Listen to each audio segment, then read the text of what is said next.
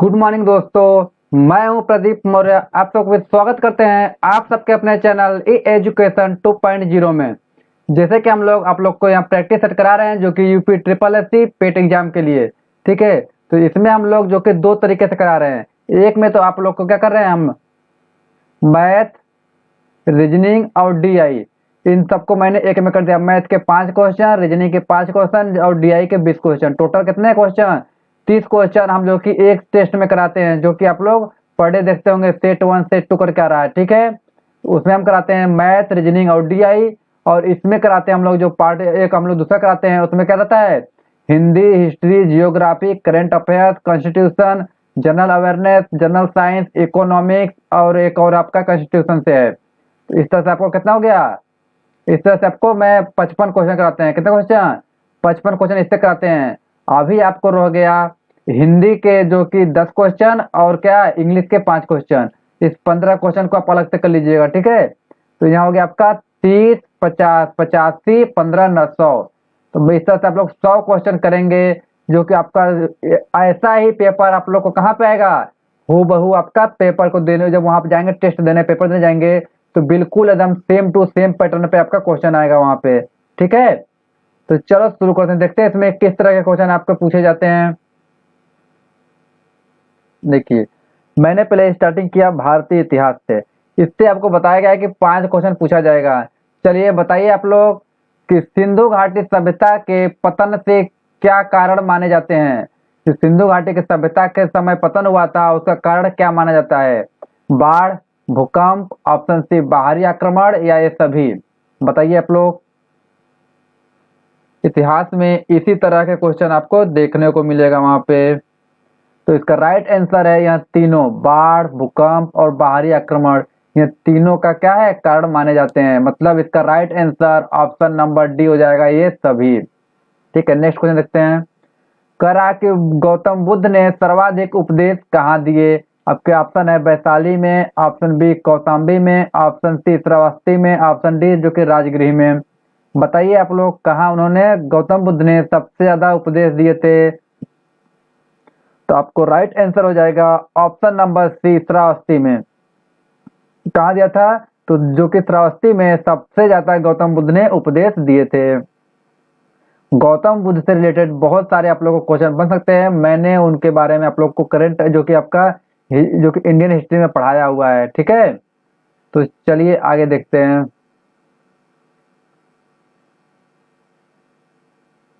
हाँ, अर्थशास्त्र के अनुसार मौर्य सेना में निम्न में से कौन से जो कि कौन वर्ग शामिल था? बताइए। जो कि अर्थशास्त्र के अनुसार मौर्य सेना में कौन सा वर्ग शामिल है? आपके ऑप्शन ए है ब्राह्मण, ऑप्शन बी है क्षत्रिय, ऑप्शन जो कि सी है क्षत्रिय, वैश्य और जो कि शूद्र, और आपके ऑप्शन डी है ब्राह्मण, क्षत्रिय, वैश्य, शूद्र। बताइए कौन सा आपके ऑप्शन सही है। अर्थशास्त्र के अनुसार मौर्य सेना में कौन वर्ग शामिल था? तो इसका राइट आंसर हो जाएगा आपके ऑप्शन नंबर डी। क्या था? ब्राह्मण, क्षत्रिय, वैश्य और शूद्र, जो कि मौर्य सेना में सब लोग थे। नेक्स्ट नेक्स्ट कुछ आपके सामने करा है, कुतुबुद्दीन की उपाधि थी। बताइए किसको था? कुतुबुद्दीन को कौन कौन सी उपाधि मिली थी? आपके ऑप्शन ए है लाख बख्श, ऑप्शन बी है हातिम दिती, ऑप्शन सी है जो कि कुरान खा, ऑप्शन डी इनमें से सभी। बताइए कुतुबुद्दीन की कौन कौन सी जो कि उपाधि दी गई थी? जो कुतुबुद्दीन था उसको यह तीनों उपाधि दी गई थी, जो कि था लाख बख्श, जो कि हातिम दिती और कुरान खा। इसका मतलब इसका राइट आंसर आपके ऑप्शन नंबर डी हो जाएगा। चलिएगा नेक्स्ट क्वेश्चन देखते हैं। हाँ, नेक्स्ट क्वेश्चन कह रहा है कि इस तरह से मिलान करिए कि कौन सा, देखो सूची 1 और सूची जो कि 2 को मिलान करके आपको बताना है इसमें उत्तर कौन सा सही है। ठीक है, तो इसका आंसर हो जाएगा, देखिए हॉकिंस का क्या हो जाएगा, हॉकिंस का आपका हो जाएगा जो कि 1608 से 1611 तक। ठीक है, देखिए यहाँ क्या है, यहाँ सब क्या है, और जो कि अंग्रेजी शासक थे। क्या थे? अंग्रेजी शासक थे। हॉकिंस, टामरो, मनुची और क्या थे, राल्फ फिच। इन्होंने भारत पे कब कब आए थे, भारत पे कब आए थे, उनकी क्या है यहाँ सूची दिया हुआ है। ठीक है, यहाँ बताना है आपको जो कि हॉकिंस, जो कि क्या है हॉकिंस का, आप देखे कुकर, प्रेशर कुकर आता है, ठीक है, आपने देखा होगा कभी भी। तो वहाँ क्या कंपनी इनको स्थापना किया था। लेकिन यहाँ भारत में कब आए थे, तो यहाँ आए थे 1608 से 1611 तक थे, ठीक है। और क्या टामस रो आपके आए थे 1615 से 1619 तक थे भारत में, ठीक है। जो थे मनुची, जो था, इन्होंने 1653 में, कब आया था, 1653 से 1708 तक इन्होंने क्या भारत में था, ठीक है। नेक्स्ट आपका बच्चा जो कि राल्फ फिच, यहाँ कब आया था, तो 1558 से 1586 तक था। इन्होंने भारत पे, इन्होंने जो अंग्रेजी शासक थे भारत में कब आए, उसका यहाँ सूची दिया हुआ है, आपको यहाँ मिलान करना है। यहाँ देखिए क्वेश्चन में सही है फर्स्ट का, यहाँ first, second, third and fourth है। फर्स्ट का सेकेंड देखिए कहाँ पे है, ए का सेकेंड कहाँ पे है, ए का सेकेंड आपका देखिए यहाँ पर है, और यहाँ पर है, ये देखना ए का सेकेंड यहाँ है। या बी, अब देखिए ये बी का है, ये देखिए ये ए है, ये बी है आपका, ये सी है और डी है। बी देखिए टॉमस रो का फर्स्ट देखिए कौन सा है, बी का टॉमस रो का फर्स्ट कौन सा है, इसमें भी है और इसमें भी है, ठीक है। चलिए और देखते मनुची का 4, जो सी का है वह 4 देखिए इसमें है, इसमें नहीं है, तो यहाँ गलत हो गया।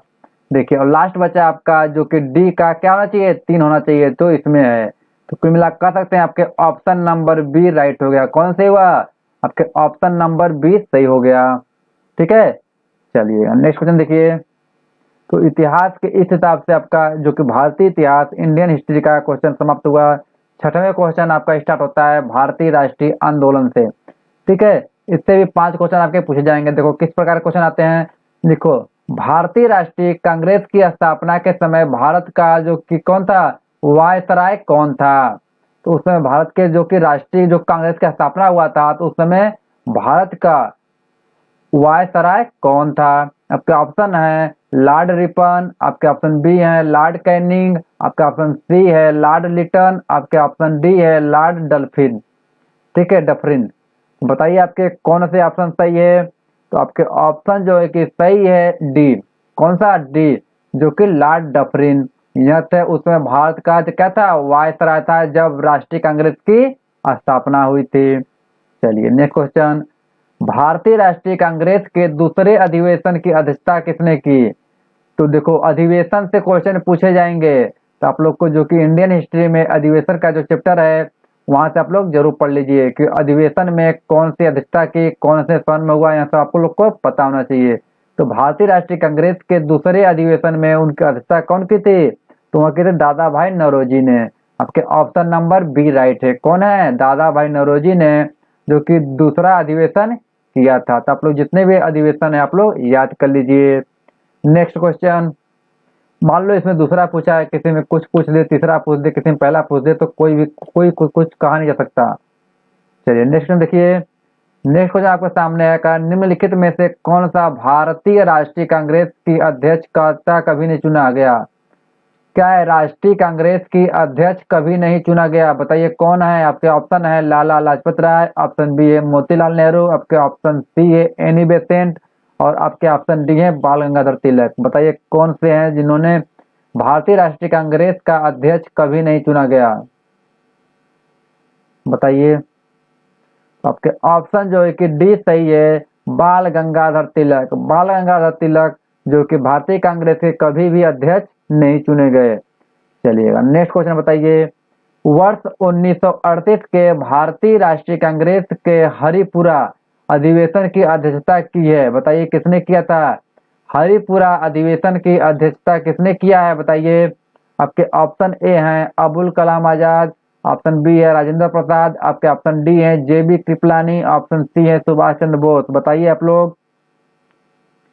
तो जो कि 1938 का जो अधिवेशन हुआ था कांग्रेस अधिवेशन, जो कि हरिपुरा में, उनको किसने किया था, तो सुभाष चंद्र बोस ने इसकी अध्यक्षता की थी। किसने की थी, तो सुभाष चंद्र बोस ने किया था। नेक्स्ट क्वेश्चन, बाल गंगाधर तिलक को किसने अशांति का जनक कहा गया। देखो बाल गंगाधर तिलक को किसने अशांति का जनक कहा, बताइए। आपके ऑप्शन है लॉर्ड कर्जन, आपके ऑप्शन बी है वेलेंटाइन सी रोल, आपके ऑप्शन सी है विंसेंट स्मिथ, ऑप्शन डी है हेनरी कॉटन। बताइए कौन है जिन्होंने जो कि बाल गंगाधर तिलक को अशांति का जनक कहा। बताइए आप लोग। इसके राइट आंसर है आपके ऑप्शन नंबर बी वेलेंटाइन सी रोल, जो कि बाल गंगाधर तिलक को क्या कहा था, अशांति का जनक कहा था। चलिए नेक्स्ट क्वेश्चन। नेक्स्ट क्वेश्चन आपके भारतीय संविधान से पूछा जाएगा। देखिए क्या है, भारतीय संविधान के उद्देशिका में समाजवादी और क्या है पंथ निरपेक्ष शब्द किस वर्ष जोड़ा गया।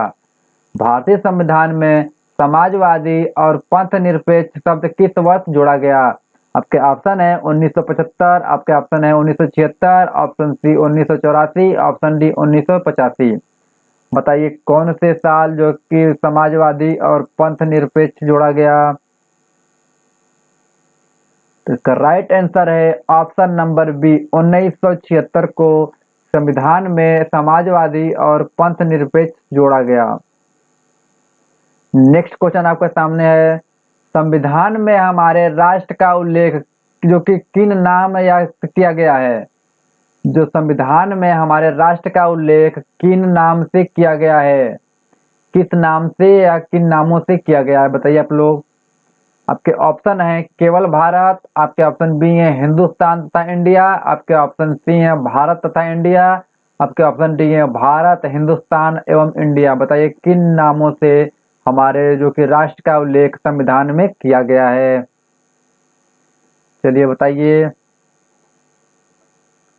तो इसका राइट आंसर है आपके ऑप्शन नंबर सी भारत तथा इंडिया। हमारा जो कि आपका है राष्ट्र है, तो उसको संविधान में भारत तथा इंडिया करके उसका उल्लेख किया गया है। चलिए नेक्स्ट क्वेश्चन देखिए। नेक्स्ट क्वेश्चन है, राष्ट्रपति द्वारा अध्यादेश जारी करने जो कि किया किस अनुच्छेद के अंतर्गत आता है। क्या है, तो भारत द्वारा जारी अध्यादेश क्या है किस अनुच्छेद के अंतर्गत आता है, वो भी राष्ट्रपति द्वारा। ठीक है, बताइए आप लोग। अनुच्छेद 123, अनुच्छेद 122, अनुच्छेद 120, अनुच्छेद 121। बताइए किस अनुच्छेद में द्वारा राष्ट्रपति द्वारा अध्यादेश जारी करने का जो कि अनुच्छेद के अंतर्गत आता है। बताइए। तो इसका राइट आंसर है आपके ऑप्शन नंबर ए अनुच्छेद 123। 123 के अंतर्गत राष्ट्रपति अपना अध्यादेश जो कि जारी कर सकता है। नेक्स्ट क्वेश्चन, जो कि महान्यायवादी की नियुक्ति का उल्लेख किस अनुच्छेद में है। महान्यायवादी की क्या नियुक्ति किस अनुच्छेद में है। बताइए।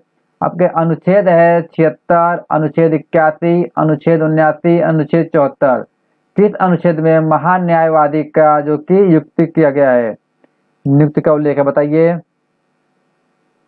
तो इसका राइट आंसर है आपके ऑप्शन नंबर ए अनुच्छेद 76। अनुच्छेद 76 में आपका है कि महान्यायवादी की नियुक्ति का क्या है, उल्लेख है। Next question.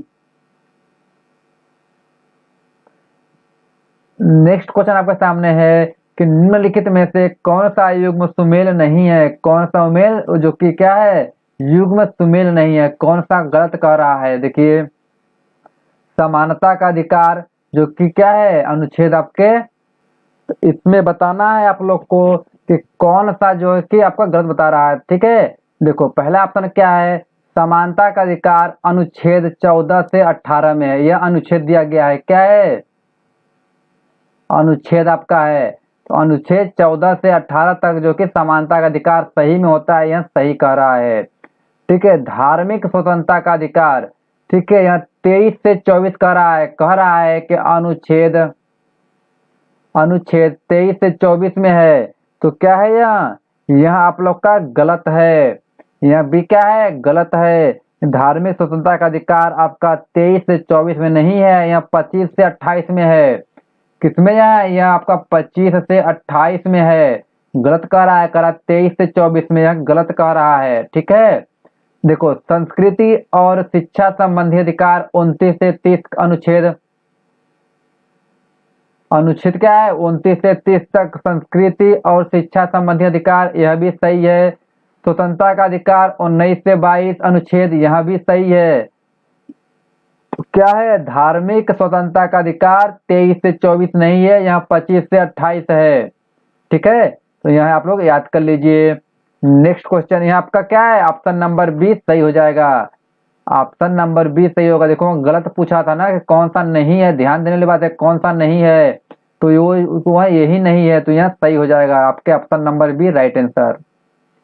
ठीक है, नेक्स्ट क्वेश्चन आपका साइंस से आ गया। क्या आ गया, 5 क्वेश्चन आपके साइंस से भी पूछा जाएगा। 5 क्वेश्चन में फिजिक्स, केमिस्ट्री और बायोलॉजी आएंगे आपके। ठीक है, देखो क्या कह रहा है, निम्नलिखित द्रवों में कौन सा ऊष्मा का बहुत अच्छा चालक है।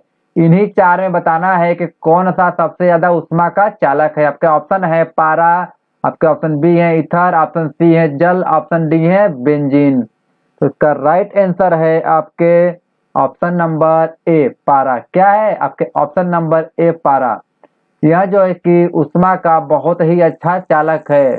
नेक्स्ट क्वेश्चन, तो क्या कर रहा है, निम्नलिखित में से किस प्रकार की तरंगों का प्रयोग रात्रि में दृष्टि उपकरण, इसको बोलते हैं नाइट विजन एपरेटस में किया जाता है।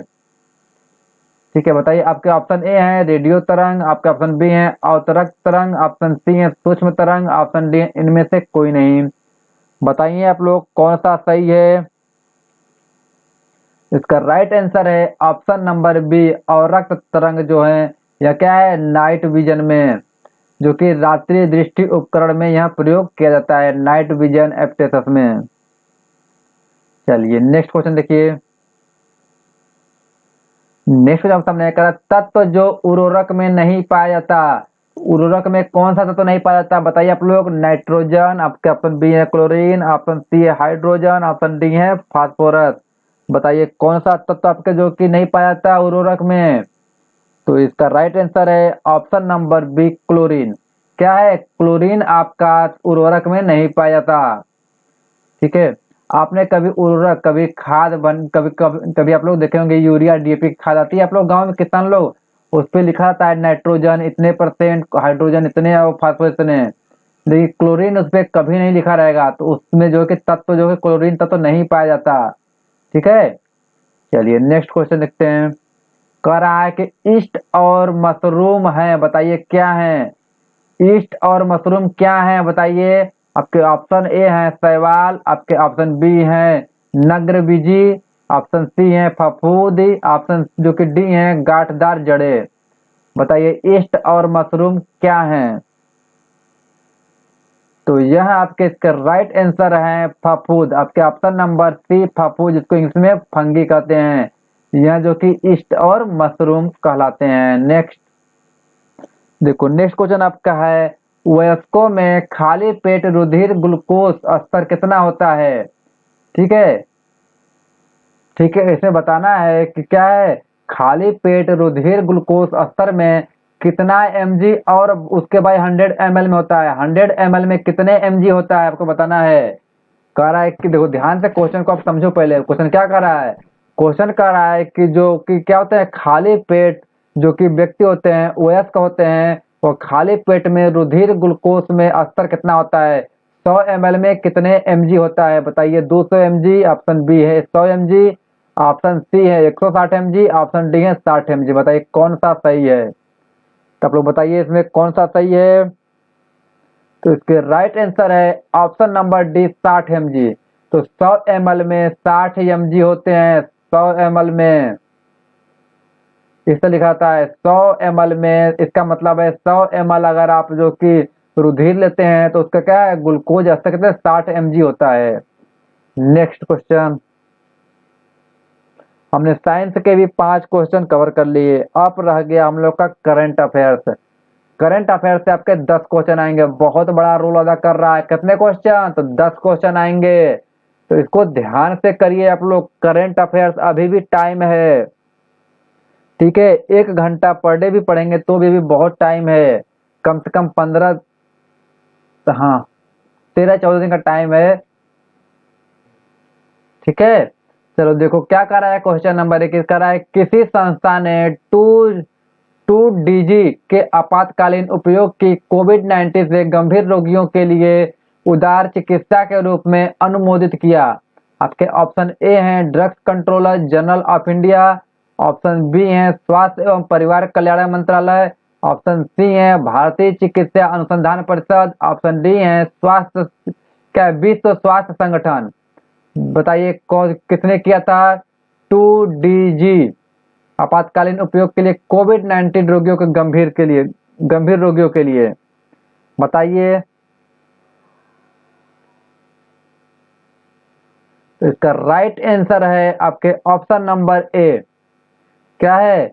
जो कि drugs controller general of India, इन्होंने क्या किया था? 2DG आपातकालीन उपयोग किया था। नेक्स्ट क्वेश्चन देखिए, कह रहा है हाल ही में फ्रेंच ओपन 2021 खिताब किसने जीता है?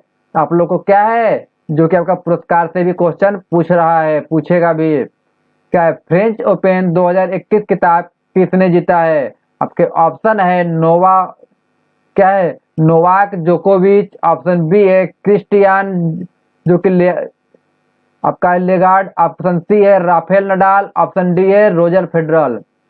बताइए किसने जीता था 2021 का फ्रेंच ओपन खिताब किसने जीता है? बताइए आप लोग। इसका राइट है जो कि इसका राइट आंसर है आपके जो कि ऑप्शन 1। क्या है? नोवाक जोकोविच, इन्होंने क्या था? फ्रेंच ओपन खिताब 2021 का जीता था। नेक्स्ट क्वेश्चन,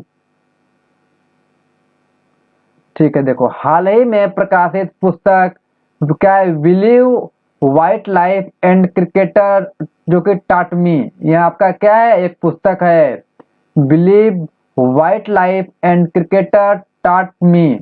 इसके लेखक कौन है? बताइए आप लोग। आपके ऑप्शन है भरत सुंदरसन, ऑप्शन बी है दलाई लामा, ऑप्शन सी है शशि थरूर, ऑप्शन डी है सौरव गांगुली। बताइए किसने लिखा है? तो इसके लेखक हैं आपके भरत सुंदरसन। आपके ऑप्शन नंबर ए सही है। कौन है? भरत सुदर्शन। चलिए नेक्स्ट क्वेश्चन करिए। क्या है? आयरन डोम के निर्माण में किस देश ने इजराइल का समर्थन किया था? आपके ऑप्शन ए है संयुक्त राज्य अमेरिका, ऑप्शन बी है भारत, ऑप्शन सी है फ्रांस, ऑप्शन डी है रूस। बताइए किसने किया था? तो यह किए थे संयुक्त राज्य अमेरिका। आपके राइट आंसर आपके ऑप्शन ए। कौन क्या था? तो संयुक्त राज्य अमेरिका ने किया था। नेक्स्ट क्वेश्चन, ठीक है, राष्ट्रीय लेखा क्या है? आपका राष्ट्रीय लेखा सांख्यिकी 2021 के अनुसार किस क्षेत्र के निजी अंतिम उपयोग में व्यय में सबसे अधिक वृद्धि हुई है? आपके जो कि आपके ऑप्शन ए है उद्योग, ऑप्शन बी है बैंक, ऑप्शन सी है स्वास्थ्य, ऑप्शन डी है सुरक्षा। राष्ट्रीय लेखा सांख्यिकी 2021 के अनुसार किस क्षेत्र में निजी अंतिम उपयोग व्यय में सबसे अधिक वृद्धि हुई है? बताइए आप लोग। तो राइट आंसर है ऑप्शन नंबर सी स्वास्थ्य। क्या है? तो स्वास्थ्य में सबसे ज्यादा क्या हुआ है? वृद्धि हुआ है। नेक्स्ट क्वेश्चन देखिए, LAC पर तैनात, चलिए क्या है? LAC पर तैनात करने के लिए भारत को किस इजराइल ड्रोन को क्या है लीज पर दिया जा रहा है? तो जो कि LAC का फुल फॉर्म क्या होता है? Line of actual control. ठीक है, जैसे कि दो देशों के बीच में आपका क्या होता है? जैसे मान लो इधर भारत हो गया, इधर आपका दूसरा देश हो गया चाइना हो गया, नेपाल पाकिस्तान हो गया, ये जो बीच में जो लाइन होती है इसको क्या बोलते हैं? Line of actual control. इसको कंट्रोल करने के लिए भारत को जो कि किस इजरायली ड्रोन को लीज पर दिया जा रहा है? बताइए आप लोग। आपके ऑप्शन है हेरोन, आपके ऑप्शन बी है आयरन डोम, आपके ऑप्शन सी है हेरोन टीपी, आपके ऑप्शन डी है स्काई राइडर। बताइए मतलब भारत को कौन सा दिया जा रहा है? इजरायली ड्रोन का क्या नाम है? इसका राइट आंसर है आपके ऑप्शन नंबर सी हेरोन टीपी। क्या नाम है? तो हेरोन टीपी। बहुत ही इंपॉर्टेंट है, क्वेश्चन आपके पूछे जा सकते हैं। नेक्स्ट क्वेश्चन देखो, दिव्यांश सिंह पंवार और क्या है एलावेनिन वरालियन को हाल ही में खबरों में थे, किस खेल से जुड़े हैं? बताइए आप लोग। दिव्यांश सिंह पंवार और एलावेनिन वलारियन यह किस खेल से जुड़े हुए हैं? बताइए आप लोग। आपके ऑप्शन ए है पोलो, ऑप्शन बी है कुश्ती, ऑप्शन सी है शूटिंग, ऑप्शन डी है रेसिंग। किस खेल से हैं? तो यहाँ आपके ऑप्शन सी है शूटिंग से हैं। किससे हैं? तो शूटिंग से हैं। नेक्स्ट, किस देश ने 18 देशों के 38 विदेशी उपग्रहों को सफलतापूर्वक अपने जो कि सोयूज 2.1 एक कैरियर रॉकेट के उपयोग करने के लिए लॉन्च किया है? बताइए आप लोग। आपके ऑप्शन ए है अमेरिका, ऑप्शन बी है रूस, ऑप्शन सी है ब्रिटेन, ऑप्शन जो कि डी है फ्रांस। किसने किया है? तो इसका राइट आंसर है आपके रूस। कौन है? रूस। आपके option number B. Next question है रक्षा के संदर्भ में क्या है? वज्र क्या है? रक्षा के संबंध में वज्र क्या है जिसे हाल ही में खबरों में देखा गया? बताइए वज्र क्या है? आपके ऑप्शन है अपतटीय गश्ती पोत, आपके ऑप्शन बी है IBCS, आपका ऑप्शन सी है एक पनडुब्बी, ऑप्शन डी है एक विमान वाहक पोत। बताइए क्या है यह? राइट आंसर है आपके ऑप्शन नंबर ए। क्या है? अपतटीय गश्ती पोत। वज्र क्या है? तो यह एक अपतटीय गश्ती पोत है। नेक्स्ट क्वेश्चन, कौन सा देश भारत के साथ होमलैंड सिक्योरिटी डायलॉग को फिर से स्थापित करने जा रहा है? कौन सा देश भारत के साथ होमलैंड सिक्योरिटी डायलॉग को फिर से स्थापित करने जा रहा है? आपके ऑप्शन ए है रूस, ऑप्शन बी है फ्रांस, ऑप्शन सी है चीन, ऑप्शन डी है अमेरिका। तो बताइए कौन सा है? इसका राइट आंसर है ऑप्शन नंबर बी फ्रांस। कौन है? France. Next question, current affairs भी खत्म हुआ आपका, अब शुरू होता है जनरल अवेयरनेस। इससे भी आप कितना 10 क्वेश्चन पूछे जाएंगे, तो ध्यान रहे यहां भी आपके बहुत अच्छा स्कोर कर सकते हैं। देखो क्या कह रहा है, भारत का सबसे छोटा केंद्र शासित राज्य कौन सा है? आपके ऑप्शन ए है पुडुचेरी, ऑप्शन बी है लक्षद्वीप, ऑप्शन जो कि सी है दादर नगर हवेली, ऑप्शन डी है दमन एवं दीव। बताइए कौन से हैं? तो यहाँ आपके कौन से हैं? ऑप्शन नंबर बी है लक्षद्वीप। मैंने आपको क्लास में भी बताया हुआ है, एक मैंने क्लास कराया आपका राज्य और राजधानी के नाम से, उसमें जो कि मैंने 28 राज्य का कवर किए थे। सेकेंड हमने पढ़ा जो कि आपको कवर किए केंद्र शासित प्रदेश और केंद्र शासित राज्य के बारे में बताया हमने। उसमें मैंने मैप के साथ राज्य, राजधानी, वहाँ के CM, गवर्नर कवर किए हैं। तो वहाँ आप लोग बहुत ही इंपॉर्टेंट है, आप लोग जरूर देखें। ठीक है, उसके साथ साथ ही मैंने भारत के जितने भी राज्य हैं सभी राज्यों को एक एक करके आप लोग को दर्शन करा रहे हैं। जो भी राज्य है उनके बारे में हम डिटेल में बता रहे हैं आप लोग को। आप लोग एक बार देखिए, आप लोग को अच्छा लगे तभी आगे देखिएगा, अच्छा नहीं लगेगा तो मत देखिएगा, लेकिन आप लोग एक बार जरूर देखें। ठीक है, चलिए नेक्स्ट देखते हैं। भारत के सर्वप्रथम मुख्य न्यायाधीश कौन थे? पूछा है भारत के सर्वप्रथम मुख्य न्यायाधीश कौन थे? आपके ऑप्शन ए हैं हीरा लाल के कानिया, जो कि जे कानिया। आपके ऑप्शन नंबर बी है बाबू जगजीवन राम, ऑप्शन सी है जीवी मावलंकर, ऑप्शन सी है तरूर गोगोई। बताइए कौन है आपके भारत के सर्वप्रथम न्यायाधीश? तो यह आपके इसका राइट आंसर है जो कौन है? ऑप्शन नंबर ए हीरा लाल जे कानिया। कौन है? तो हीरा लाल जे कानिया भारत के सर्वप्रथम मुख्य न्यायाधीश थे। नेक्स्ट क्वेश्चन देखो क्या पूछा है, रऊफ किस राज्य का लोक नृत्य है? मैंने आप लोग को लोक नृत्य भी कराया है, जो भी आपका इंपॉर्टेंट है मैंने जरूर वहां पे सारा कुछ हमने कवर किया है। जिन लोगों ने वहाँ क्लास किया होगा उनके लिए क्या है, यह क्लास बहुत ही इंपॉर्टेंट होगी। जिन लोगों ने वहाँ क्लास किया है उनको तो बहुत आसान लग रहा होगा, जिन लोगों ने नहीं किया है लग रहा है कि यहाँ सर क्या पढ़ा रहे हैं। लेकिन पता है अगर आप लोग अगर वहाँ क्लास किए होते तो आज आप लोग को लगाने में बहुत आसान होता। तो आप लोग वहाँ क्लास जरूर करिए। मान लो यहाँ पे आपका क्या पूछ दिया, रऊफ पूछ दिया, किसी में आपका कुछ और पूछ दे तो आप लोग क्या बताएंगे? ठीक है, किसी में पूछ दे, अगर बिहू पूछ दे, आपका कुछ अलग पोंगल पूछ दे, सब क्या बताएंगे आप लोग? ठीक है, तो मैंने वहाँ आप लोग का क्या बताया था, लोक नृत्य, वहाँ के प्रसिद्ध जो कि त्योहार क्या क्या हैं, सब हमने क्या डिस्कस किया है क्लास में। तो आप लोग क्लास जरूर देखें। देखो इसका राइट जो कि इसका ऑप्शन है राजस्थान, बंगाल, पश्चिम बंगाल, यहाँ पे पश्चिम बंगाल, असम और कश्मीर। बताइए कौन से राज्य का यहाँ लोक नृत्य है? रऊफ। क्या है? रऊफ है। रऊफ बताइए। तो यहाँ आपके जम्मू कश्मीर का है। किसका है? तो जम्मू कश्मीर का आपके ऑप्शन नंबर डी में है। जम्मू कश्मीर का क्या है? यहाँ ये आपका लोक नृत्य है। नेक्स्ट क्वेश्चन, उत्तर प्रदेश की स्थापना किस वर्ष हुई थी? बहुत सही क्वेश्चन। यहाँ देखो यहाँ क्वेश्चन आपके यूपी बीएड में भी पूछा गया था। अभी अभी पेपर हुआ यूपी बीएड का एंट्रेंस एग्जाम, उसमें भी यहाँ क्वेश्चन पूछा गया था उत्तर प्रदेश की स्थापना किस वर्ष की गई थी। ठीक है, और मैंने यहाँ आप लोगों के क्लास में भी कराया है। ठीक है, मैंने आपको राज्य के दर्शन कराते हैं, उसमें मैंने बताया है कि उत्तर प्रदेश की स्थापना किस वर्ष की गई थी। उत्तर प्रदेश का मैंने फुल डिटेल वहाँ दिया है।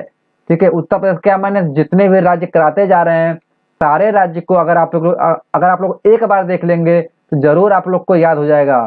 ठीक है, तो इसका जो कि ऑप्शन है 1 नवंबर 1956, ऑप्शन बी है 4 नवंबर 1958, जो कि 5 नवंबर 1956, 8 नवंबर 1956। बताइए किस वर्ष हुआ था?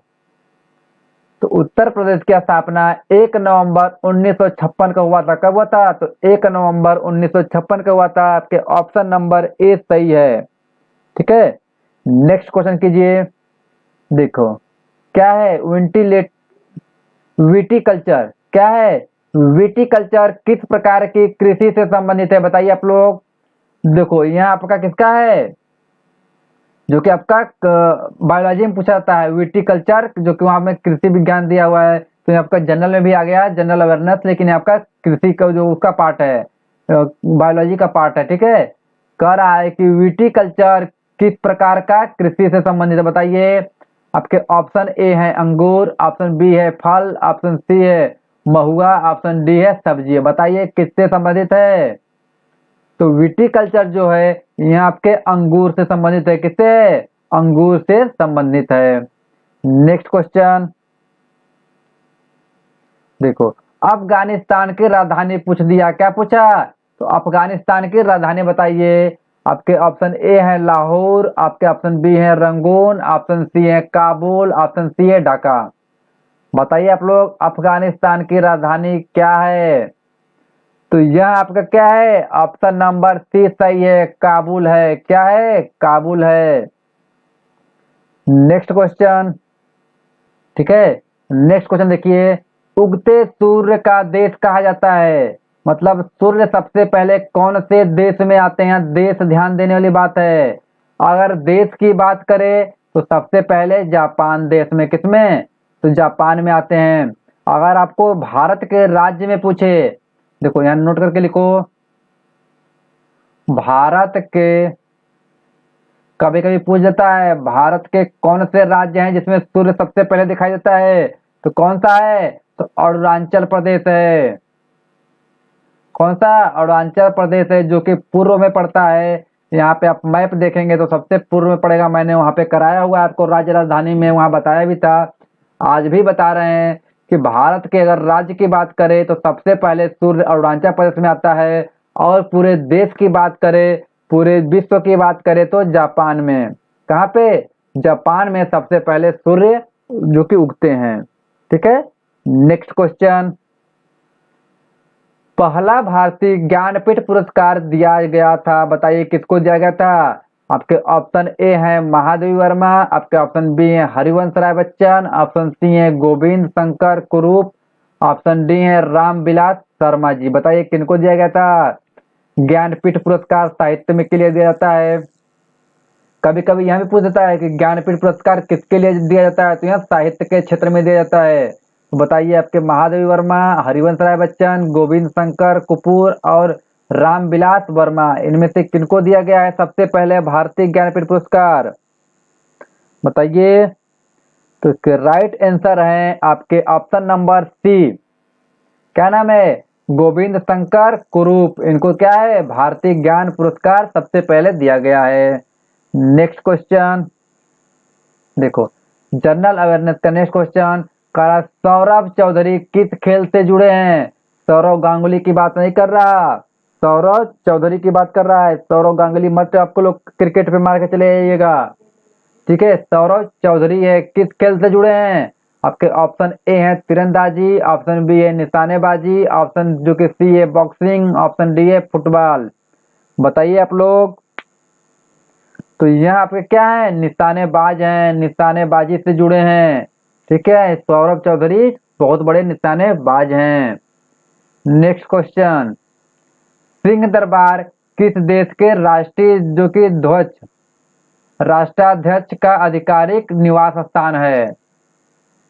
बताइए कि सिंह दरबार नाम है, सिंह दरबार किस देश के जो कि राष्ट्राध्यक्ष का आधिकारिक निवास स्थान, जहाँ पे रहते हैं आधिकारिक, वहाँ का निवास स्थान का क्या नाम है? सिंह दरबार। बताइए कौन से देश का नाम है? तो ऑप्शन ए है म्यांमार, ऑप्शन बी है नेपाल, ऑप्शन सी है इंडोनेशिया, ऑप्शन डी है जापान। बताइए आप लोग। तो यहाँ आपका क्या है? राइट आंसर है ऑप्शन नंबर बी नेपाल। कौन सा? तो नेपाल का जो कि आधिकारिक निवास स्थान है राष्ट्राध्यक्ष का, उसको क्या बोलते हैं? सिंह दरबार बोला जाता है। नेक्स्ट क्वेश्चन, निम्नलिखित में से ज्वालामुखियों में से किसे भूमध्य सागर का प्रकाश स्तंभ कहते हैं? आपके ऑप्शन ए है एटना, ऑप्शन बी है स्ट्राबोल, क्या है स्ट्राम्बोली, ऑप्शन सी है पेली, ऑप्शन सी है क्या है वेसुलियस। बताइए कौन सा सही है? इसका राइट आंसर है ऑप्शन नंबर बी स्ट्राम्बोली। क्या है? ज्वालामुखियों में से भूमध्य सागर का प्रकाश स्तंभ बोला जाता है स्ट्राम्बोली को।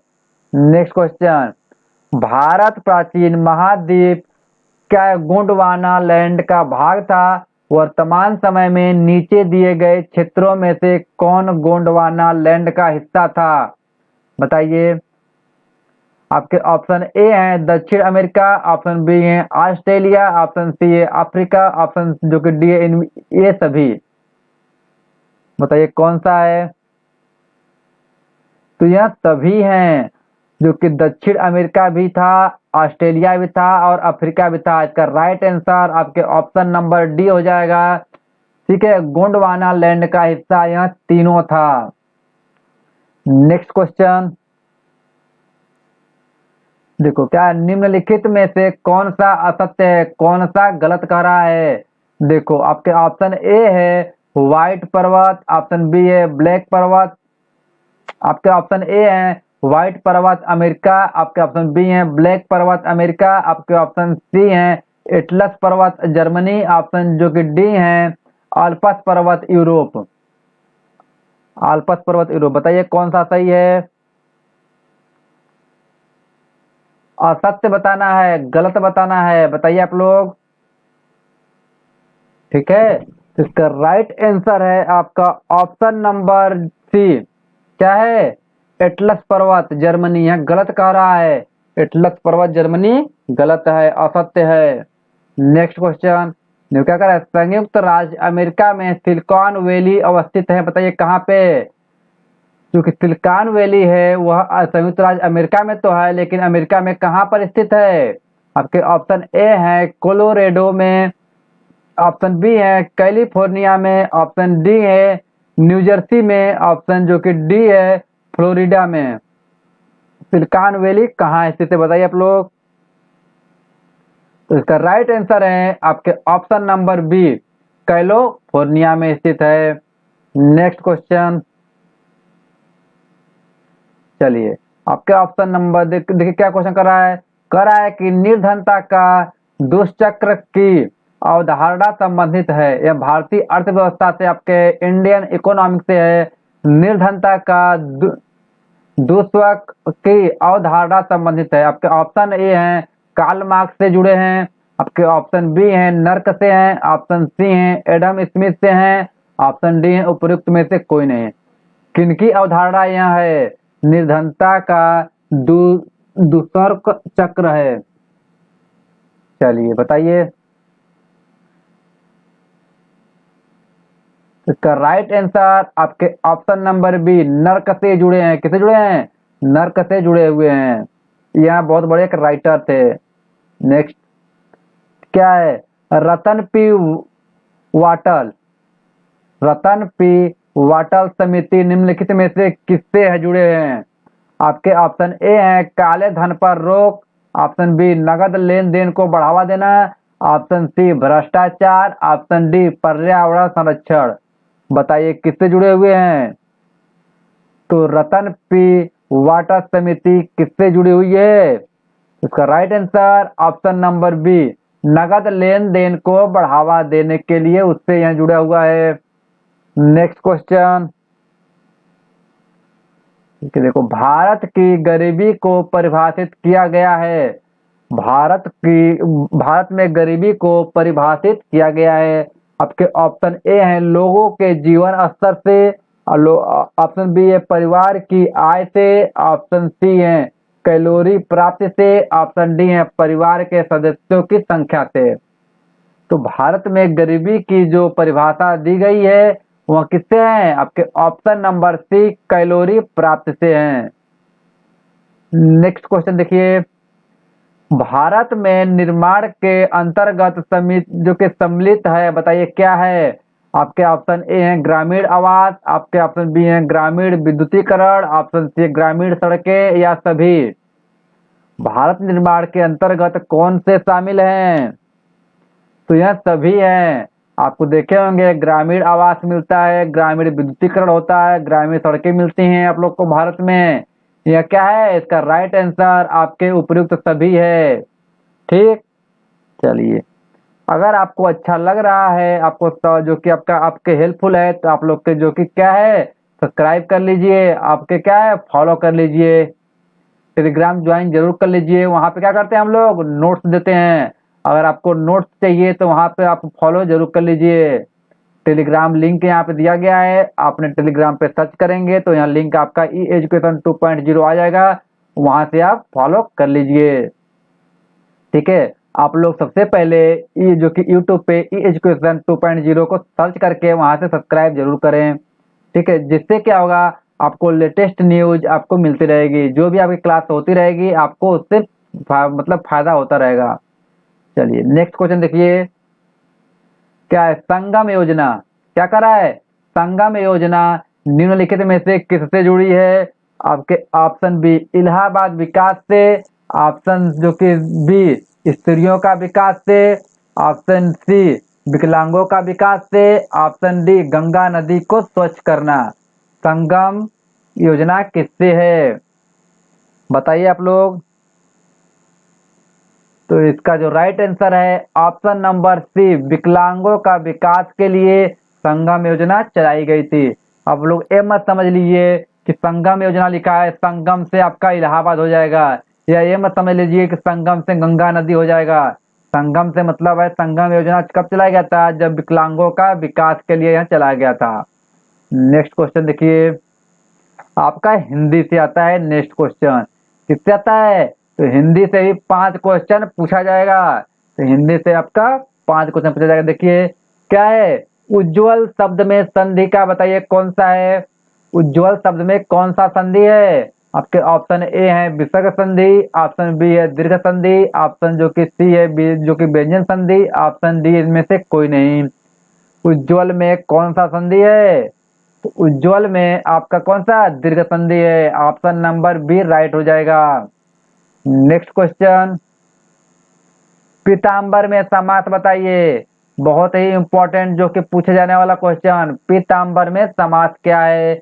आपके ऑप्शन ए है तत्पुरुष समास, आपके ऑप्शन बी है अव्ययी भाव समास, आपके ऑप्शन जो कि सी है द्विगु समास, ऑप्शन डी है क्या है बहुब्रीहि समास। तो बताइए आप लोग पीताम्बर में कौन सा समास है? तो इसका राइट आंसर है बहुब्रीहि। आपके ऑप्शन नंबर डी राइट हो गया, बहुब्रीहि समास है। नेक्स्ट क्वेश्चन, दक्ष का पर्यायवाची बताइए। दक्ष मतलब क्या होता है? बताइए। दक्ष का पर्यायवाची, दक्ष मतलब शक्ति, पावर, दक्षता, सुने हो कभी? बताइए दक्ष का पर्यायवाची मतलब उसी के समानता बताइए। तो क्या आपका ऑप्शन है जवान, चंचल, कुशल, परिश्रमी। तो दक्ष का जो पर्यायवाची होता है वह कुशल होता है। क्या होता है? तो कुशल होता है। ठीक है, पावर, शक्ति, समझ में आ रहा है? इंग्लिश से वो चीज है लेकिन दक्षता उसी चीज से मतलब है। दक्ष मतलब शक्तिशाली, कुशल। नेक्स्ट क्वेश्चन देखो, नेक्स्ट में क्या कर रहा है? आशा से बहुत अधिक, जितना तुम आशा किए रहो उससे अधिक मिल जाता है तो उसको क्या बोलते हैं? एक शब्द में बताइए उसको। अगर जितना आप आशा करते हो कि हमें मैथ, जितना आप आशा किए हो कि हमको पेट एग्जाम में, ठीक है, 82 नंबर मिल जाए, तो अगर 82 से अधिक मिल जाएगा तो उसको एक शब्द में क्या कहेंगे बताइए? आपके ऑप्शन ए हैं आशातीत, आपके ऑप्शन बी हैं अप्रत्याशित, आपके ऑप्शन जो कि सी है आशावान, ऑप्शन डी है प्रत्याशित। बताइए कौन सा सही है? इसका right answer option number A आशातीत है। आपके ऑप्शन नंबर ए सही है। ठीक है, नेक्स्ट क्वेश्चन करिए। देखिए नेक्स्ट क्वेश्चन क्या कर रहा है? कह रहा है यह जूते अच्छे हैं, यह वाक्य कहाँ पर अशुद्ध है? यह जूते अच्छे हैं, बताइए इसमें क्या गलत है? यहाँ गलत है, ऑप्शन बी अच्छे गलत है, ऑप्शन सी जूते गलत है, ऑप्शन डी अशुद्ध, कोई अशुद्ध नहीं है, सब सही है। बताइए कौन सा सही है? बताइए बताइए फटाफट।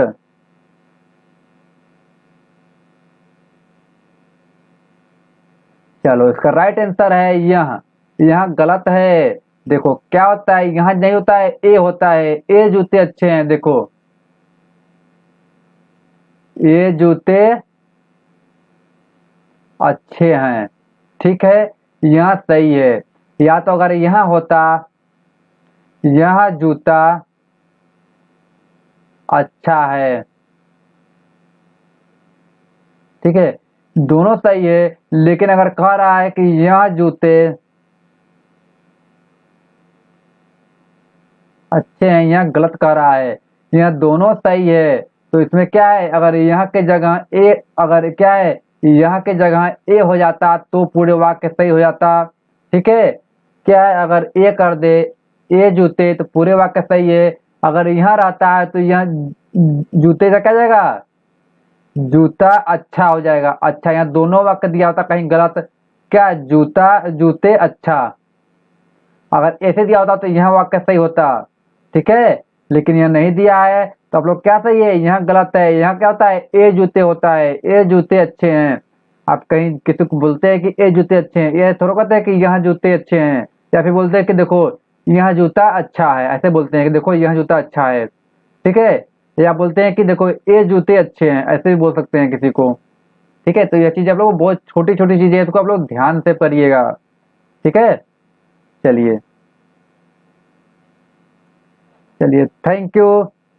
अगर आप चैनल पर नए हैं तो please subscribe and press the bell icon, जिससे कि लेटेस्ट वीडियो आपको मिलती रहेगी। सब्सक्राइब करें ई एजुकेशन 2.0 को। Thank you.